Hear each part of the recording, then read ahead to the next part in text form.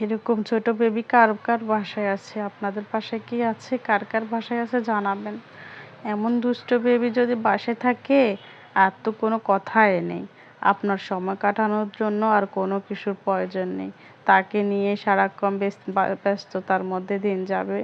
এই যে দেখেন আমাদের লক্ষ্মী ছেলেটা সারাক্ষণ বল নিয়ে ব্যস্ত। এই যে একবার ওইটা একবার এটা দেখেন, শুধু বল নিয়ে খেলা করবে। আর ওকে যখন আমরা বাইরে নিয়ে যাব না তখনও ও শুধু কোথাও বল দেখলেই তো হইছে আমার বল করবে, ওকে বলটা নিয়ে দিতেই হবে। ও এমন করে সারাক্ষণ।